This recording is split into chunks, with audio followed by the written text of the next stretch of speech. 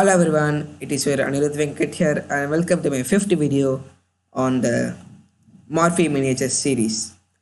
Now in this fifth game, Morphy as usual stays white and he's playing against the amateur. It is in no name. I just kept it amateur for your reference. So the game, the opponent's details have not been found on tournament details also. This game was played in 1850. And the difference between the last four games and this game is that Morphy plays the Scotch. Let's see. Yeah, are you interested? Now e4, e5, and knight f3, knight c6. The now d4. The starting of the Scotch. Now after he takes d4, white has two ways of taking the d4 pawn. One with a knight, another playing not taking on d4, and instead playing bishop c4. Now playing like this way is known as a Scotch gambit, and taking on d4 is the Scotch game. Now this is the opening which has been played in the top level in recent times. Many of the players are afraid to play the Scotch gambit because it can be neutralized but not that easily if white plays with precision. So let's go back to the game. And after d4, instead of taking the pawn on d4 with the pawn, he took with the knight. Knight takes d4. This move seems like dubious, right? And now Morphy took on e5 in this position. The idea is just pretty simple. Attacking the pawn on e4, attacking the knight on d4. But even more good was to take on d4. Yeah, knight takes e5 is also good. Both are equally good. But another variation is to take on d4. Knight takes d4, pawn takes d4, and queen takes d4. Now we can see that the black has no other piece to attack the queen straight away because the b8 knight has been exchanged on d4. So there is no just like knight c6. Now white can just play knight c3, bishop e3, and castle queen side. Play bishop c4, f4, f5, and just play in style. This move order can be also achieved. He takes on d4, he takes d4, knight takes d4, knight takes d4, queen takes d4. Yeah, both are the same. And after knight takes e5, Morphy's idea, Morphy's play, and a black play knight e6, just retreating his knight from his attack. And now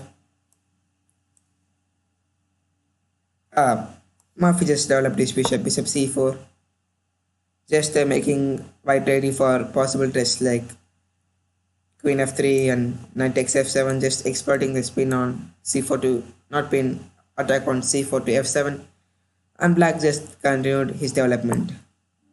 Now both of the players are just doing fine here. No other threats now.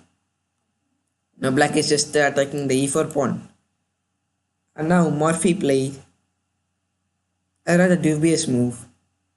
Not dubious move, a blunder. He just blundered a piece now. Can you guess what blunder it is? He just played knight takes f7 in this position. I don't know why he played this because now what are the reasons when you sacrifice? When you're sacrificing a piece, you should have some valid reasons to sacrifice it. Now, one reason is that all the opponent's pieces should have been undeveloped, and you should be at least 3 moves ahead in development, or at least 2 moves. But in this position, both are equally well developed, and Morphy just take on f7. I just don't know why he played it. And black took on f7, king takes f7, and now black is just completely winning in this position. And now Morphy took on e6, bishop takes e6, and now Morphy just blundered a knight on f7, right? Now black is even more that he's just like a god, blunder god. No, he just played king e8. I don't know what these two players are doing exactly right now. They're just blundering each other. Now at those times, the Morphy was like the king of the chess. He was just like ruling the chess history, chess at the 1800s. So everyone was afraid of Morphy. Just he will just go sack, sack, sack, and mate. So after king takes e6, now black is just completely fine at this position. White has no even checks in this position, no possible checks in this position. Now queen d5 is just a blunder because of knight takes d5 is controlled, and queen g4 is also a mistake because knight takes g4. The g4 square is also controlled. Now black will just play c6 for d5 and bishop d6, king f7, and play bishop e6. Now black is just completely winning. He's just completely winning this position. And for example, I'll show you sample land, castling king 7 in this position, and black plays c6 now, just controlling the d5 square and making black himself ready for d5 next move. And now e5. Why just if you just want to gamble something, for example, if he takes on e5, it's just a horrific blunder of rook e1. But I could not take that.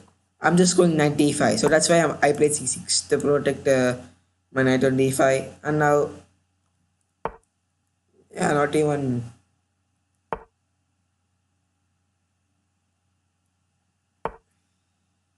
Just a minute, guys. c6, e5, knight e5. Now queen g4, king f7.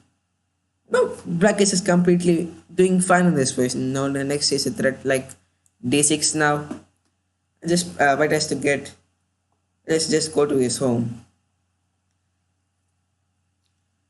And if bishop takes c6, he just play king e8. I just can't digest this move because this is so horrible that black just even missed a winning chance against the Morphy, great Morphy. Now white just play bishop b3. Just retreating his bishop from possible threats like d takes e6, and now bishop c5. Now the main thing that you need to notice in this position is that black has lost his castling, his right to castle in this position. So it is easy for white to trap his king in the center. Yeah, so white is just completely winning. Bishop c5, just developing a piece, and now the move e5, just removing the defender from f6. And now white may place threat like queen d5, queen f7. He's just aiming for that, so e5. Now black plays queen e7 in this position, and if knight e4 in this position, just attacking f2, counter punching with counter attack. White will just castle, he'll just castle king 7 in this position. Now white is just doing completely fine. Now next white's threat is just to go to queen d5 or queen f3. Both are either ways winning, and even queen h5.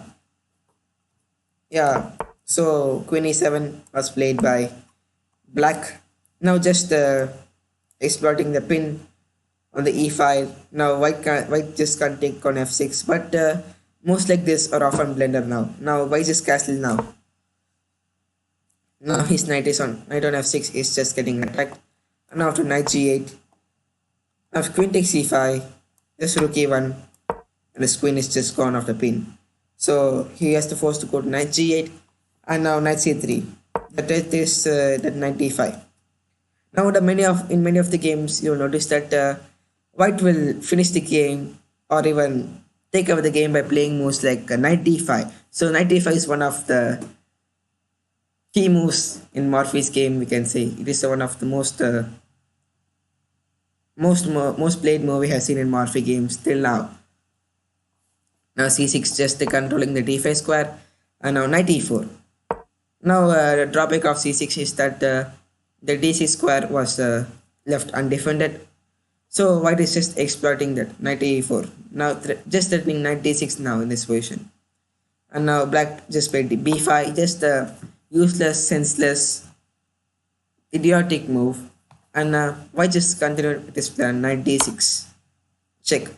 And now if king f8 in this position, just queen f3, just simply loses. And after king d8, which is forced, if bishop takes d6, if bishop takes e6, pawn takes d6, and now queen f6, rook e1, check.